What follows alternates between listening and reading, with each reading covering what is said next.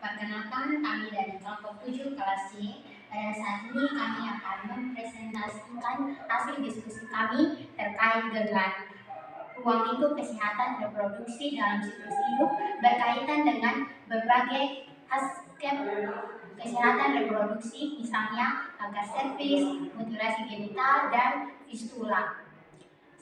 Untuk memenuhi tugas mata kuliah Kebijakan Kesehatan Indonesia Timur. Sebelum itu, kami akan memperkenalkan nama kami masing-masing.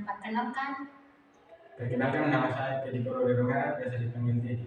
Perkenalkan, saya Susantri Susilawati Rompulumwati, biasa dipanggil Santri. Perkenalkan, nama saya Widya Domogole, biasa dipanggil Widya. Perkenalkan, nama saya Wahyu Minta Koliguba, biasa dipanggil Ibu. Perkenalkan, nama lengkap saya Yang Sumbuli, biasa dipanggil Ilaris. Sekian dari perkenalan kami. Selamat menyaksikan video dari kami. Oke, jadi baik teman-teman, materi yang pertama kita bahas yaitu kanker serviks.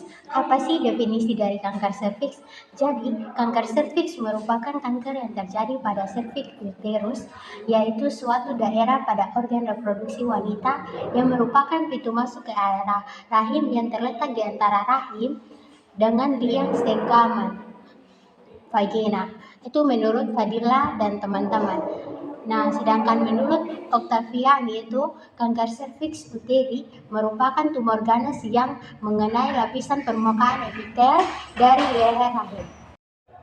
Nah, jadi perlu kita ketahui penyebab dari kanker serviks itu terdiri dari 3 faktor. Yang pertama itu faktor risiko. Nah, faktor risiko ini terdiri dari makanan, sistem kekebalan tubuh, pemakaian kontrasepsi, ras, dan polusi udara. Faktor yang kedua itu faktor individu. Nah, faktor individu ini berupa infeksi, kuman, papiloma virus, faktor etiologi, perubahan fisiologi epitel serviks, merokok, penggunaan celana yang ketat, usia, paritas, dan usia menikah. Dan sedangkan faktor yang ketiga itu faktor pasangan. Yang dimaksud dengan faktor pasangan ini, pasangan yang menikah di bawah usia 17 tahun itu kemungkinan mengalami resiko lebih tinggi mengalami kanker serviks, dan pasangan juga yang sering bergonta-ganti pasangan dalam berhubungan seks. Nah, klasifikasi stadium kanker. Menurut buku Panduan Penatalaksanaan Kanker Serviks Kementerian Kesehatan, stadium kanker serviks mengacu pada International Federation of Gynecology and Obstetrics atau FIGO, yaitu 18 stadium, mulai dari stadium 0 sampai dengan stadium 4B. Patofisiologi kanker serviks. Serviks dilapisi oleh epitel squamosa berlapis yang menutupi exoservix dan epitel kolumnar yang mensekresi mukus yang merupakan ciri kanalis endoservix. Transisi antara dua populasi sel ini disebut squamocolumnar junction, dan area ini yang diyakini paling berisiko terhadap transformasi neoplastik virus. Cin merupakan sebagian sel dalam epitel squamosa cervix. Nyeri mengalami heterotropia dengan derajat bervariasi setara dengan hiperplasia atipik dan karsinoma situ, yaitu yang dahulu digunakan dan menurut derajat patologinya dibagi menjadi cin 1 sampai cin 3. Tanda dan gejala kanker serviks.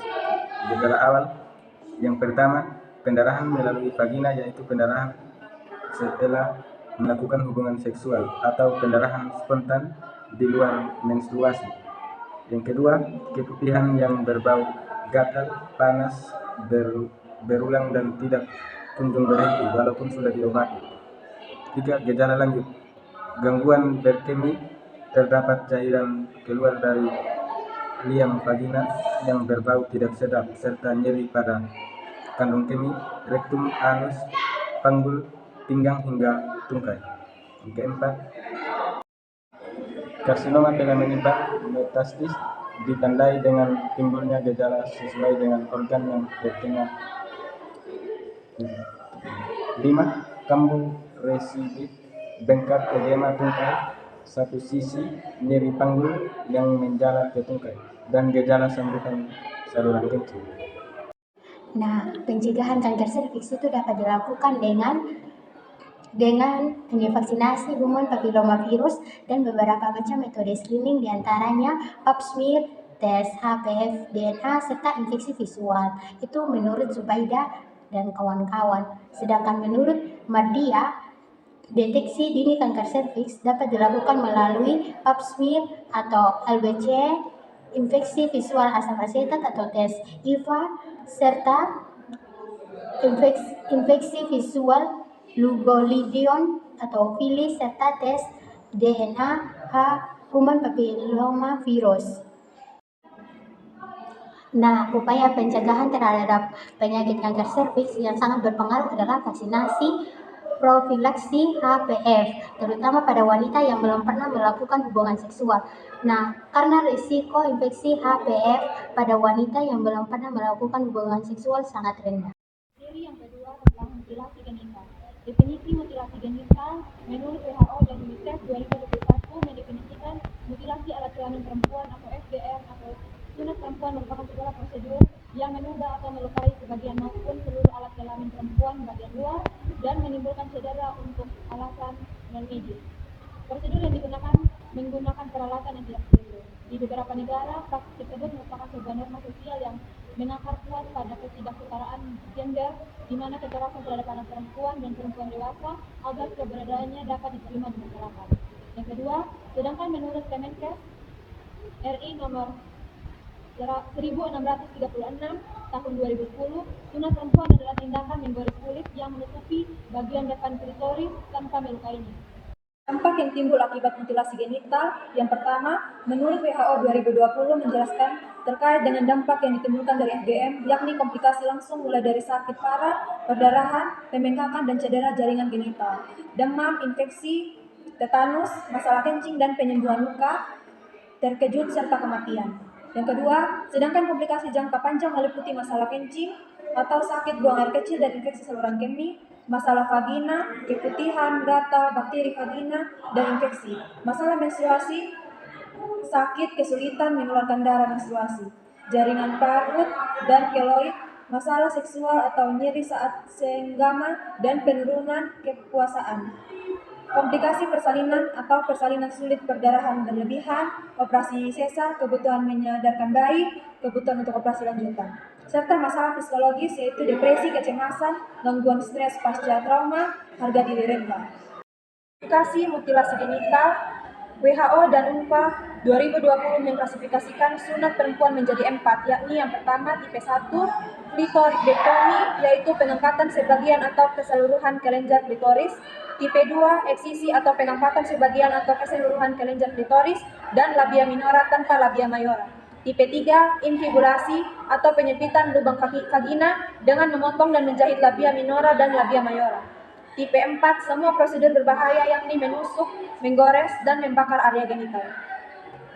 Faktor yang mempengaruhi adanya praktik FGM yakni adat, agama, menjaga tradisi dan keperawanan, kebersihan, melindungi martabat keluarga, penerimaan sosial terkait norma dan tekanan sosial di masyarakat, serta pernikahan.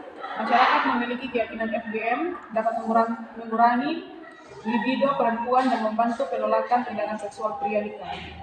Kemudian ada tanda dan gejala mutilasi genital, yaitu kesulitan atau ketidaknyamanan berjalan, berdiri, atau duduk.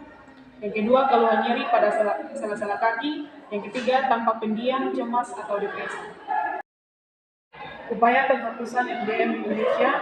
Yang pertama, praktik FGM di Indonesia dahulu dilindungi oleh Aluran Permenkes Republik Indonesia nomor 1636 tahun 2014, di mana tenaga kesehatan diberi kewenangan untuk melaksanakan praktik FGM sesuai dengan ketentuan agama, standar pelayanan dan profesi guna menjamin keamanan dan keselamatan perempuan. Yang kedua, saat ini aturan tersebut telah diperbarui pada Permenkes Republik Indonesia nomor 6 tahun 2012 yang menyatakan bahwa praktik FGM tidak memiliki dasar riset kebermanfaatan.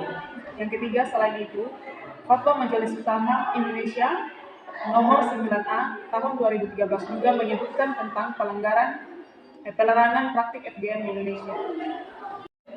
materi yang terakhir yaitu tentang fistula. Definisi fistula adalah saluran abnormal antara lumen organ berongga dengan organ berongga lainnya atau dengan kulit. Yang kedua, fistula adalah suatu ostium abnormal berliku-liku antara dua organ berongga internal atau antara organ internal dengan tubuh bagian luar. Penyebab fistula. Yang pertama, fistel dapat terjadi disebabkan oleh beberapa kondisi dari penyakit ataupun akibat tindakan saat dilakukan operasi terhadap suatu penyakit. Yang kedua, beberapa kondisi yang dapat menimbulkan fistula antara lain. Yang pertama, penyakit pada usus yang disebut Crohn disease yang dapat menyebabkan timbulnya fistel antara usus enteral fistula ataupun antara kulit perut dengan usus, yaitu enterocutaneous fistula dan anorectal fistula. Yang kedua, pasien yang telah menjalani operasi padu gallbladder dapat menyebabkan timbulnya fistel antara traktus biliaris dengan usus atau hepat. Yang ketiga, pasien yang menjalani radioterapi pada daerah genitalia dapat menyebabkan timbulnya fistel antara vagina dan vesika urinari, yaitu vesicovaginalis fistula. Komplikasi dari persalinan juga dapat menimbulkan fistel vesicovaginalis atau rectovaginalis. Trauma capitis juga dapat menyebabkan timbulnya fistula perimpli atau fistula antara telinga tengah dan telinga dalam yang menimbulkan gangguan. Trauma juga dapat menyebabkan timbulnya fistula antara arteri dan vena atau arteriovenous fistula. Klasifikasi fistula. Ada berbagai jenis fistula dan dapat muncul di berbagai bagian tubuh. Berikut ini adalah beberapa contoh fistula dan di mana mereka dapat ditemukan. Fistula arteriovenosa, fistula biliar, fistula septic, fistula craniosinus, fistula enterogenita, fistula anal atau tinja, fistula lambung, fistula metroperitoneal, fistula umbilical, fistula arteriovenous paru. Patofisiologi fistula. Salah satu etiologi dan terbentuknya fistel adalah dari pembedahan, biasanya karena terjadi kurangnya kesterilan atau kerusakan intervisi beda yang merusak abdomen. 2. Maka kuman akan masuk ke dalam peritoneum hingga terjadinya peradangan pada peritoneum sehingga keluarnya eksekuda fibrinosa. Terbentuknya abses biasanya disertai dengan demam dan rasa nyeri pada lokasi abses. 3. Infeksi biasanya akan meninggalkan jaringan parut dalam bentuk pita jaringan (perlengketan adhesive). Karena adanya perlengketan maka akan terjadinya kebocoran pada permukaan tubuh yang mengalami perlengketan sehingga akan menjadi sambungan abnormal di antara dua permukaan tubuh. 4. Maka dari dalam fistel akan mengeluarkan drain atau pus feces. Karena terjadinya kebocoran pada permukaan tubuh yang mengalami perlengketan maka akan menyumbat usus dan gerakan peristaltik. Usus akan berkurang sehingga cairan akan tertahan di dalam usus halus dan usus besar yang biasa menyebabkan edema. Jika tidak ditangani secara cepat, maka cairan akan merembes ke dalam rongga peritoneum sehingga terjadinya dehidrasi. Dan gejala fistula ada dua, yaitu nyeri dan pembekakan. Pengobatan untuk fistula bervariasi tergantung pada lokasi dan beratnya gejala pelaksanaan. Di sini tujuannya adalah menghilangkan fistula, infeksi dan eksekuriasi dengan cara 1. Pembedaan, 2. Non beda, 3. diet internal, 4. Pemberian obat-obatan. Sekian dari pemaparan materi kami. Jikalau ada kesalahan, kami mohon maaf. Dan terima kasih.